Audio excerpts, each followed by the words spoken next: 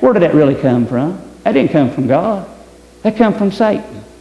Get to the core issue of the problem and put him in his place. Resist, and he shall flee. And that's what we're going to have to get a hold of and start going forward in the things that God is talking about. But we're not going to be able to endure to the end if we can't get tough right now with the tough things. If we can't get tough with a few things and a few people looking bad at us, or a few people saying we're not part of their group and they're looking down on us and talking about us out there in the streets, that we can't get tough and go on with it, we're not going to make it. Because I believe Jesus goes on to explain to us how tough it's going to get. How hard situations are going to come down the road. But that's why I've stressed so highly that I feel that He's looking for that group of people. And I want you to understand, He has chosen you. He chose every one of these people that was in His church at one time. But people chose not to do it.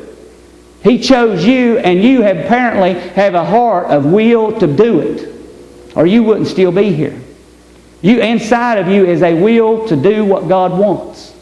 Inside of you is a desire to do what God wants. And that's what He's saying, or He would have dropped the hedge on you and let you be deceived, let you become blinded to the truth, and let you be sifted out just as bad. You got a heart to go forward, what you better grab a hold of right now. And you'll endure to the end if you grab a hold of this and learn to quit letting the small things, because big things are coming. If the economy crashes, as I said, I don't know where I come up with that, and it may really happen. That if we ain't able to get food, and He does rain manna out of heaven, and we're sitting there eating on it, and the others try to touch it and it rots, you think they're going to come up and love you? You think they're going to come up and kiss you and say, oh, I'm so glad that you got it. I'm a Christian, why didn't I get it? And blah, blah, blah. If we can't learn to push away things now, and how people treat us. In the ministry, you go through a lot of things. I'll tell you right now you do. People talk about you. They'll call you a thief, anything. But you got to get tough about it. You can give up. You can walk off and say, I don't deserve that. I really didn't do that much wrong to deserve that. Or you can get tough with it and realize that they done Jesus worse than that. And He was tough with it and He endured to the end. And He got the victory. And it's time that we get tough with the situation, because I'm going to tell you, I just don't think it's going to be, let's just say, a quiet time.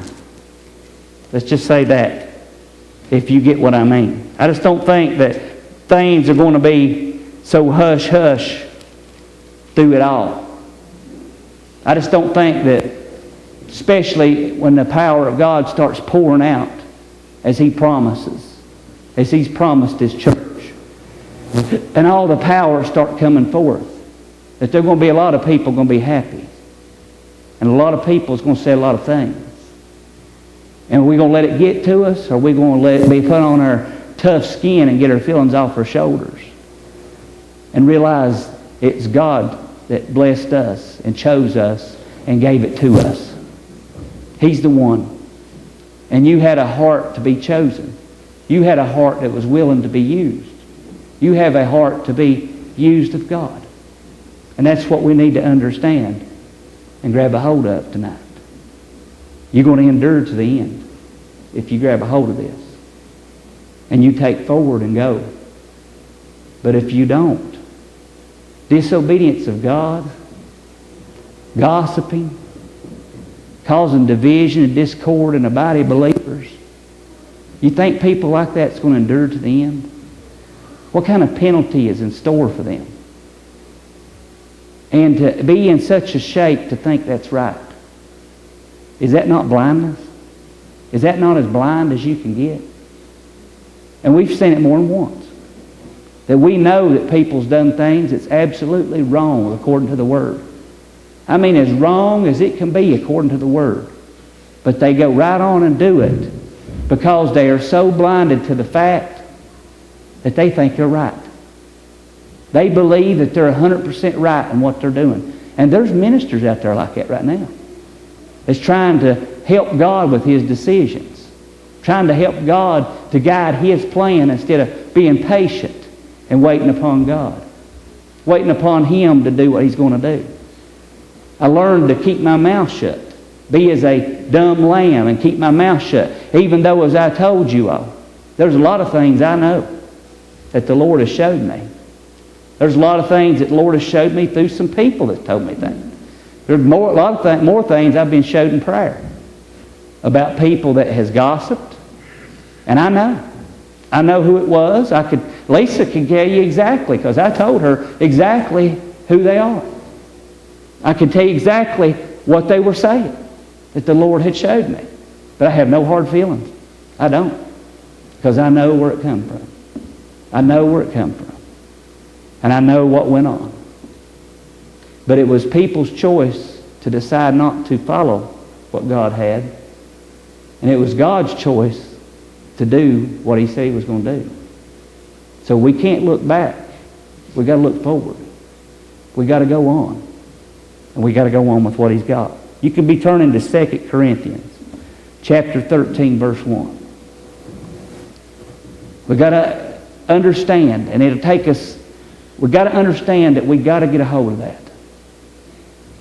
And go forward. Go forward. Become free.